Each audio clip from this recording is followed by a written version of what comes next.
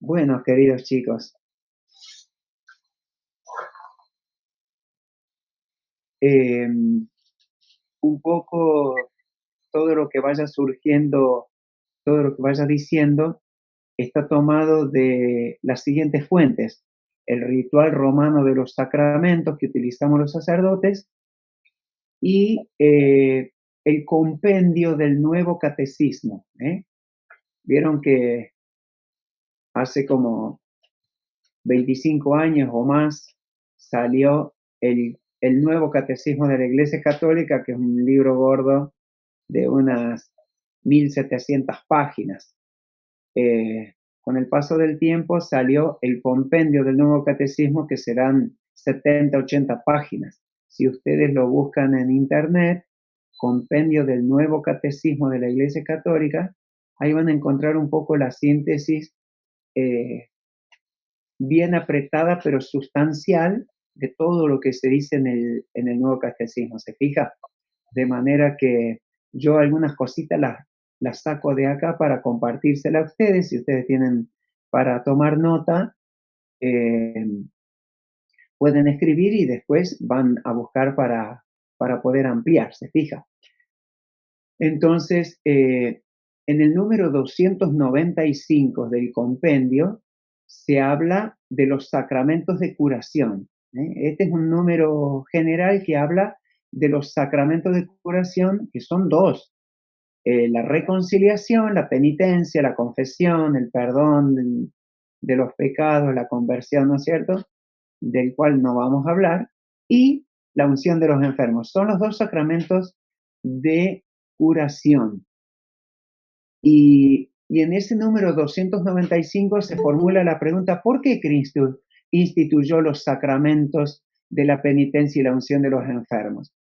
Y entonces va respondiendo diciendo que Cristo, médico del alma y del cuerpo, instituyó estos sacramentos porque la vida nueva que nos fue dada por Él en los sacramentos de la iniciación cristiana se pueden debilitar e incluso se pueden perder definitivamente a causa del pecado, ¿no? Los sacramentos de iniciación son, vieron que los sacramentos son 7 y se dividen en 3 grupos. Los sacramentos de iniciación, que son el bautismo, confirmación y comunión. Esos son los de iniciación. La vida de gracia que se recibe en esos sacramentos se puede perder. Entonces, para reactivar y recuperar, están los sacramentos de curación, que son estos dos: la penitencia y la unción de los enfermos. Y después quedan los otros dos: matrimonio y orden sagrado, que son sacramentos para misiones específicas. ¿Se fija? Entonces, esa es la división que tienen los 7 sacramentos. Y bueno, entonces, como decíamos, esa vida cristiana, esa iniciación cristiana se puede debilitar y se puede perder a causa del pecado. Por eso Cristo ha querido que la iglesia continuase la obra de curación ya iniciada por Él y la salvación mediante estos dos sacramentos, como son la confesión, ¿no es cierto?, en donde Dios nos sana de las debilidades, de los pecados, de las miserias, y la unción de los enfermos, que ya es un sacramento, ¿no es cierto?, para fortalecer no solo el alma, sino también y sobre todo también el cuerpo. ¿eh? Entonces, un poco eso es lo que explica en el 295, hablando en general de los dos sacramentos, ¿no? Pero nosotros ahora nos vamos a internar en el sacramento que nos convoca, que es la unción de los enfermos. Entonces, si ustedes buscan en el compendio del catecismo, a partir del número 313 hasta el 320, allí ya se habla específicamente del sacramento de la unción de los enfermos. Y yo le voy a hacer 2 o 3 menciones nada más, porque no es nuestro objetivo detenernos en todo eso, porque voy a continuar después un poquito con el ritual de los enfermos para iluminar bien lo que intentamos expresar, ¿no es cierto? Entonces, por ejemplo, en el 314 se pregunta qué significado tiene la compasión de Jesús hacia los enfermos. ¿Por qué la iglesia tiene el sacramento de los enfermos? Porque Cristo practicó la vida con los enfermos. Entonces, si lo practicó Cristo, pues entonces eso es misión de la iglesia, ¿no es cierto? Entonces, la compasión de Jesús hacia los enfermos y las numerosas curaciones realizadas por él son una clara señal de que con Cristo había llegado el reino de Dios y por lo tanto la victoria sobre el pecado, el sufrimiento y la muerte. Que con la pasión y la muerte Jesús da un nuevo sentido al sufrimiento, que el cual, unido al de Cristo, se puede convertir en un medio de purificación, de salvación para nosotros y para los demás, ¿no es cierto? Cuando una persona sufre, si una persona que lo ama a Dios, que se une, una persona que reza y qué sé yo, a lo mejor esa persona ofrece su sufrimiento por la conversión de tal persona o por esta otra, ¿no es cierto? Entonces, decir, hace causa común con el sufrimiento de Cristo. Entonces, la compasión de Cristo es muy importante para nosotros, ¿no es cierto? Porque nosotros podemos unirnos a Él. Si ustedes buscan, por ejemplo, en Colosenses 1, de 20 por allí, van a encontrar que dice, completo en mi carne, en mi cuerpo, en mi vida física, lo que falta a la pasión de Cristo, para bien de su cuerpo, que es la iglesia. O sea, yo puedo unir mis sufrimientos a los de Jesucristo, ¿no es cierto? Es decir, no es que mi sufrimiento, ¿y qué hago yo con mi sufrimiento? Y bueno, los podemos unir a los de Jesús. Entonces, se le da sentido a esta compasión de Jesús, ¿se fija? Entonces, en el 315 pregunta cómo se comporta la iglesia con los enfermos, ¿no? Porque si Cristo practicó esta misericordia, pues entonces eso también es misión de la iglesia, ¿no? La misión de la iglesia en definitiva es hacer lo que hizo Cristo, continuar con este ministerio de evangelización. Y dice, la iglesia, habiendo recibido del Señor el mandato de curar a los enfermos, se empeña en el cuidado de los que sufren, acompañándolos con oraciones de intercesión. Tiene sobre todo un sacramento específico para los enfermos, instituido por Cristo mismo y atestiguado en la carta del apóstol Santiago. Santiago capítulo 5, 14 y 15. Ahí ustedes tienen la justificación de la existencia de este sacramento, ¿no? ¿Está enfermo alguno de ustedes? Se pregunta Santiago. Llame a los presbíteros de la iglesia que oren sobre él y lo unjan con el óleo en el nombre del Señor, ¿no? Entonces, decir, ahí está, el óleo es el sacramento que nosotros tenemos para ungir a los enfermos, ¿no? Administrarles este sacramento que tiene carácter así de, no solo de fortalecimiento para el cuerpo, sino también de perdón de los pecados, fortalecimiento del alma, preparación del corazón por si una persona ya está para salir de este mundo. Con ese sacramento se asegura la entrada al cielo, ¿no? Es decir, a lo mejor tendrá pecados que purgar, ¿no es cierto? Bueno, eso es otra cuestión, ¿no es cierto? Pero el hecho de que reciba los sacramentos antes de partir nos asegura que Cristo lo va a perdonar y que va a entrar al cielo, ¿no? Porque nosotros en la vida nos estamos jugando la eternidad. ¿Se fija? Entonces, qué importante que es tener a mano estos sacramentos, tener un sacerdote, tener alguien que lo pueda ungir, ¿cierto? Después, en el 316, dice, ¿quién puede recibir el sacramento de los enfermos? ¿Quién puede recibir este sacramento? Y la respuesta es que lo puede recibir cualquier fiel, cualquier fiel que comienza a encontrarse en peligro de muerte por enfermedad o por vejez. El mismo fiel lo puede recibir también otras veces, porque a lo mejor uno lo unge y se recupera. Bueno, si se descompagina otra vez, otra vez se puede administrar, ¿no es cierto? Se puede administrar todos los días, es una vez por día, pero se puede recibir todos los días, es como la Eucaristía. ¿Se fija qué importancia que tiene? El mismo fiel lo puede recibir también otras veces si se produce un agravamiento de la enfermedad o bien si se presenta otra enfermedad grave.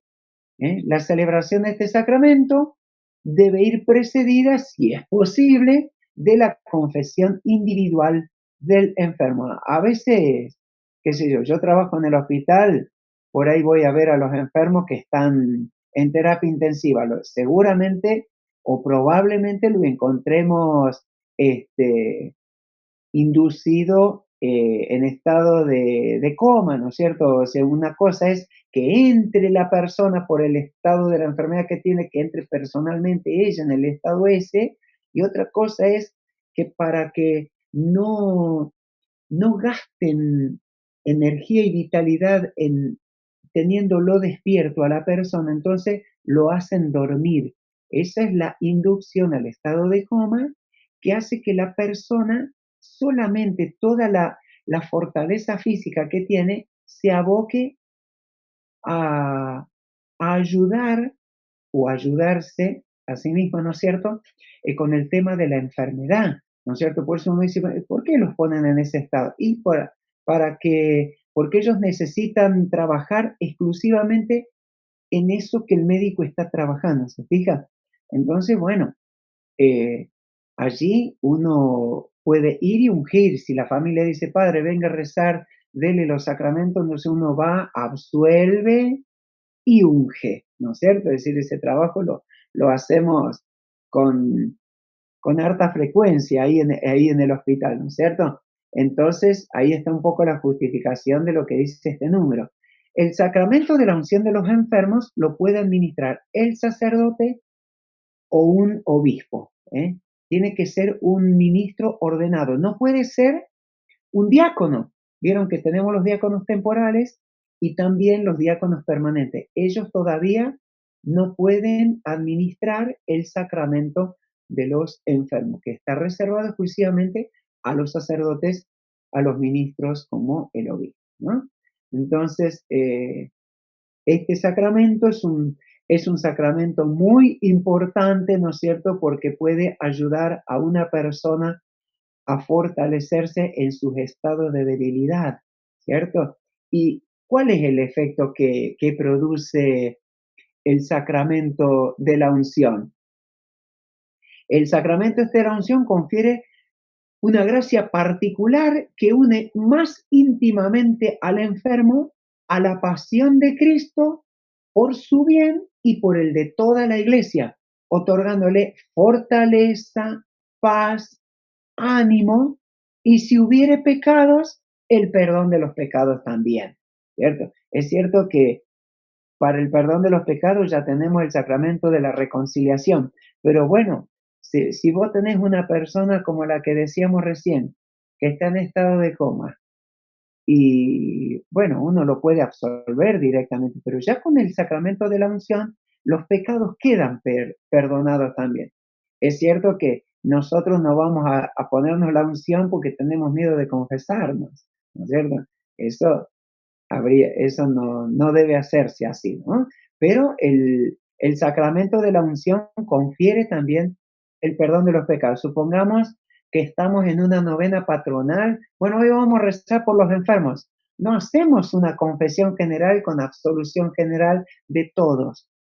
Pero esa gente que viene al momento, a lo mejor uno predica, explica el sacramento y todo, y después de la homilía dice, bueno, ahora acérquense los que van a recibir el sacramento. Y ahí se les confiere el sacramento y ahí también quedan absueltos esas personas. Que normalmente, ¿quiénes pueden recibir este sacramento? Todas las personas que tienen una enfermedad, ¿no es cierto? Los mayores de 59 años, ¿no es cierto? Ya son sujetos naturales de la unción, no importa que esté regalando vida. Ya, sí, porque hay algunas personas que tienen una vida maravillosa y uno dice, esta persona regala vida.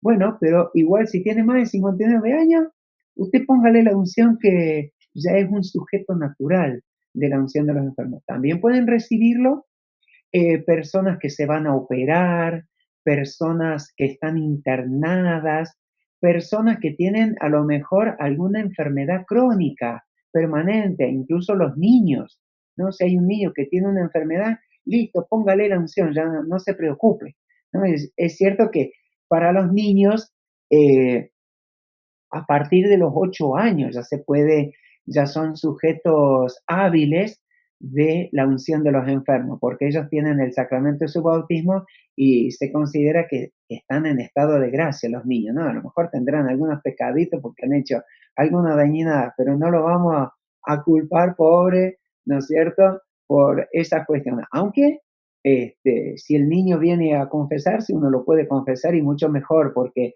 se limpia incluso de los pecados veniales que pueda tener, ¿no es cierto? La iglesia imputa el pecado personal a partir de los 7 años, ¿se fija? Porque a partir de esa edad ya el niño tiene conciencia de sus propios actos que va haciendo, ¿se fija? Pero de la unción de los enfermos también se lo puede ungir. Y si uno sabe que esa criatura va a morir, lo puede ungir a cualquier edad. Yo, por ejemplo, un día hubo un accidente ahí en Alejandro, de Alejandro Roca, salía un auto y del lado de Buenos Aires venía una EcoSport y se produjo una colisión y bueno, venían dos criaturas, una de 6 años y una de 8. ¿No es cierto? Bueno, la de 6 años falleció en la pediatría acá del hospital a la tardecita nomás, a las pocas horas.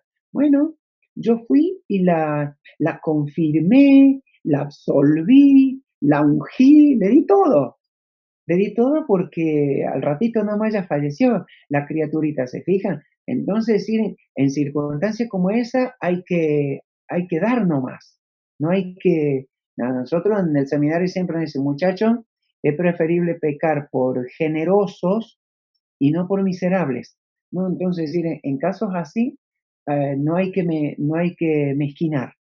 Entonces, bueno, y así. Y después está el tema del viático. Si una persona va a partir y uno confiere la absolución, la unción, también puede dar la comunión en ese momento, porque en ese momento, si hay un poco de certeza de que la persona está caminando hacia la eternidad, eso va a servir de viático. ¿Por qué se llama la Eucaristía el viático? Es para el viaje hacia la eternidad, ¿no? Entonces el viático es la Eucaristía recibida por quienes están por dejar esta vida terrena y se preparan para la eternidad, ¿no? Recibida en el momento del tránsito de este mundo al Padre, la comunión del cuerpo y la sangre de Cristo, muerto y resucitado, es semilla de vida eterna y poder de resurrección, ¿no? Bueno, eso sería un poquito, queridos chicos, lo que presenta acá el, el compendio del Nuevo Catecismo. Yo le iba dando los números, ¿no es cierto?, del 313 al 320, pero esos números, por ejemplo, el 315, el 314, que yo les mencioné qué significado tiene la compasión de Jesús hacia los enfermos, es un poco la explicación de los números 1503, 1504, 1505 del catecismo, ¿no? Cuando ustedes vean el compendio, ahí van a encontrar esos otros números más grandes, porque eso es en el catecismo donde van a encontrar la explicación mucho más amplia, ¿se fijan? Eh, que, que esto es muy saludable, chicos. Yo se los recomiendo vivamente al compendio o al catecismo, porque es una lectura espiritual que nos puede ayudar a nosotros a introducirnos mucho más profundamente en las cosas de Dios, en las cosas de la iglesia, ¿no es cierto? Y en la doctrina católica que, bueno, se recomienda tan encarecidamente que nosotros podamos conocer. La lectura del catecismo es una verdadera lectura espiritual, ¿no? Así que, bueno, ¿tendrán alguna preguntita que quieran hacer de esto, chicos? Si alguno quiere preguntar, si no, les hago algún compartidito de lo que menciona acá el ritual del sacramento de los enfermos. ¿Tendrán alguna preguntita que quieran formular? No. Bueno, muy bien. Un poco lo que dice el ritual de los sacramentos también es muy importante porque hace como una profundización de este sacramento, ¿no es cierto? Porque ustedes vieron que en el Evangelio está muy, muy, muy presente el hecho de la preocupación y del celo de Jesús por sanar a los enfermos. Es decir, nunca Jesús, no hay ningún evangelio que mencione que Jesús eh, ha diferido o se ha negado a dar una sanación, sobre todo cuando los enfermos se acercan a él, ¿no? Entonces, decir, el hecho de los dolores y de la enfermedad se han considerado siempre entre los más grandes problemas que angustian la conciencia de los hombres. Pero los que profesan la fe cristiana, aunque los padecen y experimentan de la misma manera, sin embargo, iluminados por la fe, penetran de un modo mucho más profundo en el misterio del dolor y sobrellevan los mismos padecimientos con mayor fortaleza, ¿no? Es decir, no es lo mismo bancarse los dolores sin Cristo que con Cristo, pidiendo los sacramentos, rezando, entregándose a Él, pidiendo la gracia de poder unirse al Señor, ¿no? Porque por las palabras de Cristo no solo comprenden qué significa y cuánto contribuye la enfermedad para la propia salvación y la del mundo entero, sino que además saben perfectamente que cuando están enfermos son amados por el mismo Cristo que durante su vida frecuentemente visitó y sanó a los enfermos. Ahí está, ¿no es cierto?, un poco el hecho de la profunda significación que tiene para Dios y para Cristo el enfermo y el llamamiento que el Señor le hace a la iglesia a atenderlos, a acercarse, a ayudarlos, a servirlos, a atenderlos. Es una gran cosa. Por ahí yo me encuentro frecuentemente con gente que están solos, que no los vienen a visitar, que a lo mejor son de lejos, que a lo mejor la familia no los quiere, que a lo mejor son personas que no tienen a nadie. Es muy difícil. Hoy casualmente me crucé con uno de ellos que está ahí y a la par de él, ¿no es cierto? Porque gracias a Dios en el hospital las piezas son de dos habitaciones, cada habitación tiene dos camas. A lo mejor ustedes si han ido alguna vez lo habrán visto, tienen dos camas. Entonces, muchas veces los vecinos le ayudan a esta persona y acá en esta pieza hay dos hombres y, y claro, hay un hombre que hace mucho que está, un hombre solo, un hombre que no tiene quien lo ayude. Entonces, claro, este hombre que hace unos pocos días que está, ya se hizo amigo, charlan y qué sé yo, y viera las cosas que me contaba de este pobre hombre que está solo ahí, ¿no? Entonces, qué lindo que es tener alguna persona que nos ayuda y que se pone al servicio nuestro, ¿eh? Después dice el ritual, ¿no? Aun cuando la enfermedad está íntimamente unida a la condición del hombre pecador, sin embargo, no debe considerarse de ordinario o de común como un castigo por el cual uno expía sus pecados. ¿No? Porque por ahí está esta falsa imagen que uno dice, ay, Dios me mandó tal cosa. ¿Qué te mandó Dios? Y tengo esto, aquello y lo otro. No, pero eso no te lo mandó Dios. ¿No es cierto? Hay como una falsa imagen de Dios en donde se piensa que Dios manda enfermedades, con todos los dolores que nosotros tenemos encima y con el gran deseo que tiene Dios de curar a los enfermos, es una falsa imagen, ¿no? Y además, el mismo Jesús, que no cometió ningún pecado, cumpliendo lo que escribió el profeta Isaías, soportó nuestros sufrimientos y participó de nuestros dolores y tomó nuestros dolores y los clavó a los pies de la cruz y los redimió con su sangre. Difícilmente que Dios quiera mandarme tal o cual enfermedad. A lo mejor Dios la permite. Eso es otra cosa. Lo de la permisión divina es una cosa que a veces suele ser chocante. ¿Por qué me pasa esto a mí? Bueno, porque nos puede pasar, todos nos podemos enfermar, todos nos podemos caer. De hecho, probablemente todos partamos de esta vida, ¿no? Entonces, decir, ¿cómo Dios tal cosa? Bueno, son cosas reales. Pero es decir, Dios no se complace ni en la enfermedad, ni en la muerte, ni en la cruz, ni en los males del hombre. Dios no se complace en eso. Que eso venga es parte de nuestra existencia, pero Dios siempre viene en ayuda de nuestra debilidad, como dice Romanos 8, ¿no? Hablando de la oración.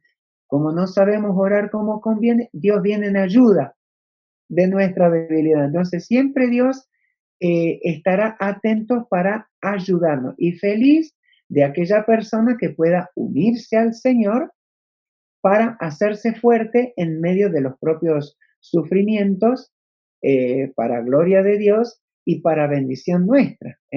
Así que, bueno, habría mucho más para decir, queridos jóvenes, pero vamos a ir dejándolo aquí, ¿no es cierto? Es decir, dándole gracias a Dios porque Él en la cruz nos redimió de nuestros pecados, de nuestros males, de nuestras enfermedades, y nosotros con nuestras propias cruces podemos unirnos a la cruz de Cristo.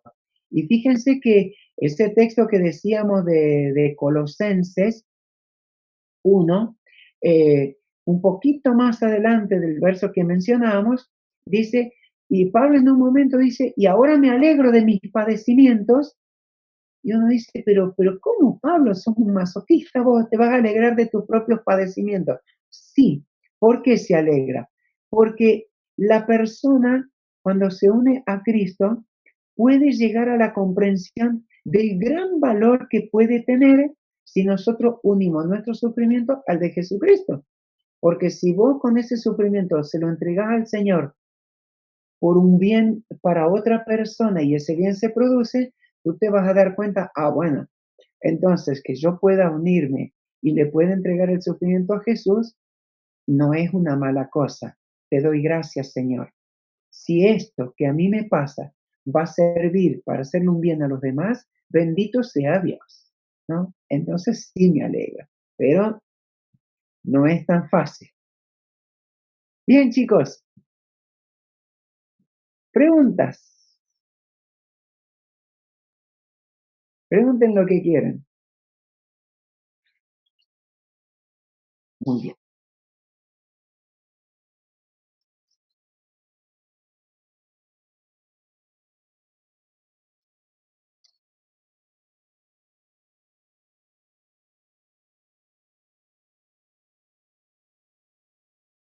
Sí,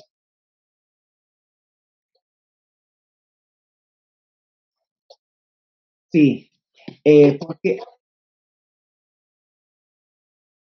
sí, muy poquito. Yo en el hospital, gracias a Dios, no me encontré nunca con esa realidad, pero me la encontré en varias oportunidades, por ejemplo, en comunidades, cuando estaba en Serrano, cuando estuve en Ucacha, me la encontré algunas oportunidades porque estaba esa concepción. Porque antes del Concilio Vaticano II, tenía esa connotación, es decir, se llamaba extrema unción. Ahora se llama unción de los enfermos, ¿no es cierto? Porque se le puede dar incluso a los niños, te fijas, como recién decíamos. Pero antes se llamaba extrema unción, que era la misma unción de los enfermos, pero que se daba cuando la persona estaba para partir. Entonces, todo el mundo lo llamaba al cura. Entonces, claro, se ve que ha quedado esa imagen en algunas personas que, bueno, ya prácticamente no existe, pero sí, sí. Antes yo me encontré con algunos casos así de personas que no querían no querían que le diera la unción porque la persona no quería que el familiar se muriera, porque lo tenía asociado como que se iba a morir. A lo mejor después el familiar fallecía igual, ¿no es cierto? Pero bueno, estaba esa imagen. ¿Sí? Algo más chiquis,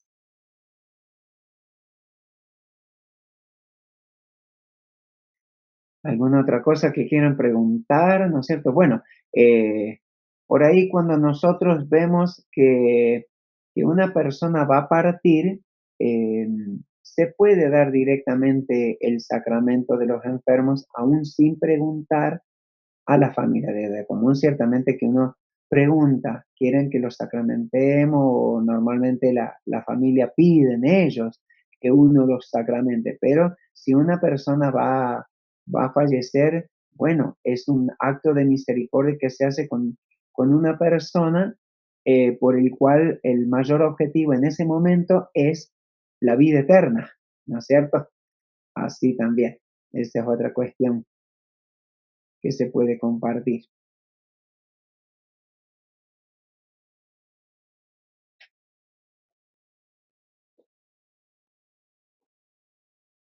¿Les gustó el tema?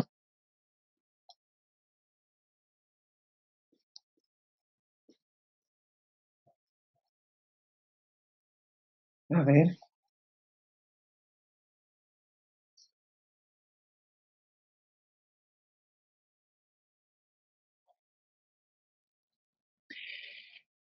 Y si la persona se niega, no, no hay que darla.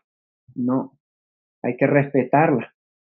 Porque a veces, sí, en el hospital me he encontrado con casos así, en donde son personas que a lo mejor pueden tener algún enojo contra Dios, o a lo mejor pueden ser personas que son de otros credos, ¿no es cierto? Donde eso se respeta, sí, hay que respetar. Incluso la oración, yo me he encontrado con, cada vez que me encuentro con personas que son de otros credos, no, no aceptan ni siquiera que recemos juntos un Padre Nuestro. Muy raro, alguna vez sí me encontré con alguno, pero es medio raro. Sí, es así, eso sí se puede. Y bueno, lo que decíamos era que es una vez por día a la persona, vos la ungiste, ya está, la gracia ya fue conferida. Este sacramento, por ejemplo, confiere al enfermo la gracia del Espíritu Santo, por la cual toda la persona humana recibe la ayuda para la salud, se acrecienta la confianza en Dios y se robustece para vencer las tentaciones del enemigo y las angustias de la muerte, de tal manera que pueda no solo resistir las adversidades con fortaleza, sino también luchar contra ellas y obtener la salud, si esto contribuye al propio bien espiritual. Y si es necesario, este sacramento da el perdón de los pecados y la plenitud de la conversión cristiana. Miren, cuando una persona va a partir a la eternidad, nosotros no tenemos ni idea la lucha y el combate terrible que se está desatando. A lo mejor la persona está quietita ahí, pero la lucha espiritual que se está dando es enorme. ¿Por qué? Porque si la persona va a partir, el enemigo sabe que la está perdiendo, entonces la tienta, la hostiga espiritualmente, a lo mejor la persona se pone nerviosa. Por eso, rezar, tomarle la mano, ungirla, absolverla, darle todos los sacramentos, es, es una gracia extraordinaria para ese momento. Incluso, vieron ustedes, no sé si lo habrán leído por ahí, que